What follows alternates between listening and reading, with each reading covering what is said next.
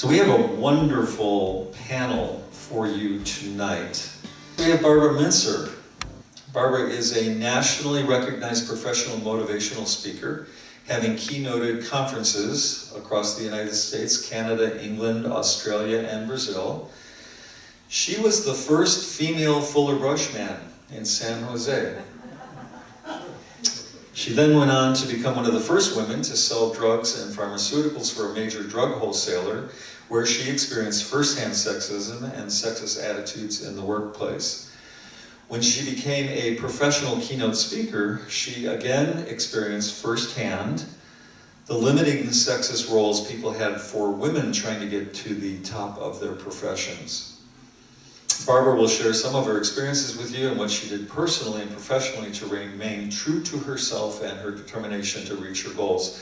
As Barbara says, when you know who you are and you know the value of the gifts and skills you were given, and you are willing to work for what you want, there is nothing that can hold you back. And so please welcome our good friend, Barbara Mintzer. Hi, I'm Barbara Mintzer. You know, sitting back, listening to Nola and reflecting, this year makes 50 years, oh God, that I've been in the business world.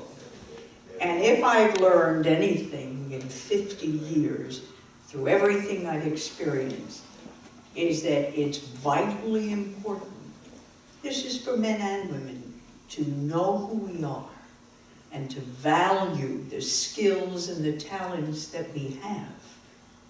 And to be able to put that out there, knowing some people will like it, some people won't.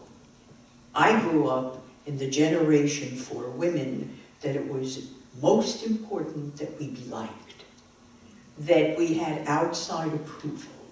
And I remember as a young girl, I was a teenager, I used to play handball. And I was very competitive playing handball. I played to win. And many times I would play, and I'd play with men, and I remember my mother saying, let them win, don't you win. They won't like you if you win. And I kept saying, well, why would I play? What's the sense of playing if I'm going to forfeit it? I play to win. When I got into the area of professional selling, particularly when I decided to sell drugs and pharmaceuticals in 1975, I worked for a company, a drug wholesaler. I was working as the secretary to the director of training, and one day it hit me. I can do this. I can be a salesperson. They never had a woman before. And when I went to the vice president and said, I want to do this, he said, well, no, I mean, you can't do this. I mean, you have a territory, you have to go out, you have to sell to pharmacists. Okay. But then he said to me, after the fourth time I went into his office, if I say no, are you going to ever leave me alone? No, I won't. He said, okay, we'll give you a chance. They sent me to the boonies of Arizona. My territory was Sedona North. If you can imagine, I went into the towns of Show Low, Holbrook, Winslow, Page, St. John. I saw where at that time he was called Cassius Clay, where Muhammad Ali trained. I had to sell to an Indian reservation. They wouldn't let me on the reservation. I was a white woman, but I'd come right up to the reservation, and I would have someone meet me, and I would give them all the pharmaceuticals. When it was time to get a territory after training, I got a territory in Los Angeles.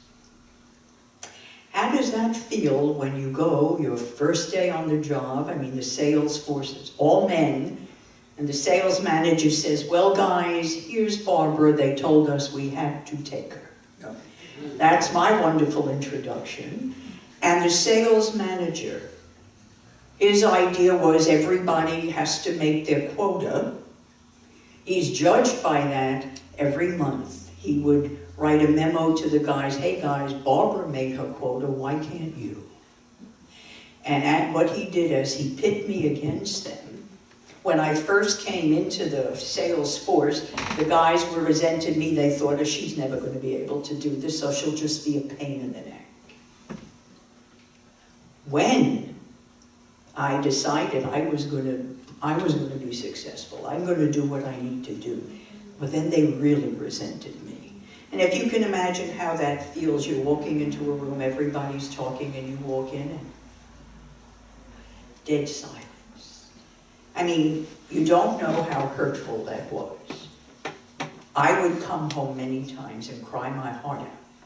But I made the decision, that was the decision. You know, I realized that the lives we lead today they really come from the decisions we made at crucial points in our lives. And I had to make the decision, as hard as it was, even crying, I'm going to go for being respected rather than being liked. And this went against everything that I was brought up to be. Because I knew if I wanted those guys to like me, well, then I can't really go for making all those quotas. I'll be a good girl. Or I'm going to use my God-given skills and talents that I knew I had to become a good professional. As it turned out, I became the sales rep of the year. They gave, whoever became a sales rep of the year, they got a plaque. Only problem is the plaque was a wonderful plaque that had a man on the plaque. And I said, I'm not accepting that. I'm not a man. They had to go out and they had to make a whole new plaque, you know, and I remember my boss saying, you better make it one more time. I mean, if we're going to go through all this, you better be sales rep of the year twice. It's all right, I'll give it a try. When I left, when I had succeeded in what I wanted to do, it was time to move on, if you can imagine. You know, when employees leave, you always take up a collection for them. Nobody contributed. None of the guys would contribute. Even now it stings. None of the guys would contribute. I can't tell you what that felt like. But I went into my boss and I said to him when I left, I hope no other woman ever has to go through what I went through. You pit me against them. You made them resent me. And I said, don't do that. You're going to probably have some very good, talented women come in here. Don't do that to them. It's so unfair. And he said, no. You were the first, Barbara, and we just didn't know what the hell to do with you. I said, okay, now you know what not to do. Don't do that anymore. Now we get into the 1980s, 1990s, and I wanted to become a professional speaker. I knew I had the talent, I knew what I wanted to do. And I'll never forget, we're talking in the 1990s, I'm talking about being a keynote speaker, not giving a workshop, but going to the top to head keynote conferences. They never had women yet doing that. And I will never forget, I called a meeting planner and I wanted to be the keynote speaker for his organization's conference. About 2,000 people there.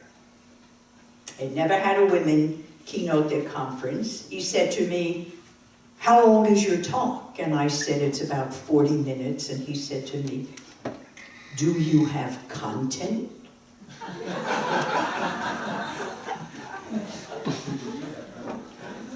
There was a lot I wanted to say, but just call it Barbara. And I said to him, I'm just curious.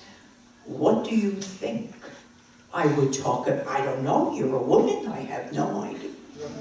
So I said to him, I will tell you what. I've never done this before, but I see how frightened you are. If you hire me to keynote your conference, if your employees are not happy with what I said, if they didn't learn anything, if you didn't think I was good, I will refund my fee. I never do that, but, oh, well, then he felt much happier. I said, okay. I worked my head off. For any of you know, when I say I work at a talk, it's my life till I give that talk. It's about 2,000 employees. I got up and I keynoted that conference. At the end of the conference, I got a standing ovation. I see someone hanging out in the corner, and I figured that's got to be the man I talked to. He came over to me, introduced himself. I said, well, I'm just wondering, do you want your honorarium back? He said, Barbara, I'm so sorry. He said, but we never had a woman before. I said, you know, you're judging me as a woman. I couldn't possibly have content. Don't do that. Don't, because you're going to have some very bright, terrific women that have a lot to say, and you're going to dismiss them, and you're going to do a very terrible disservice to your employees. Today, I'm very proud to say there are many wonderful, wonderful professional women at the top giving terrific talks. So, to sum it up, what I think I could say, as I said in the beginning, what I learned through all this: know your worth, know your value, respect it, and regardless of what anyone else feels, go out and do what you know you were meant to do.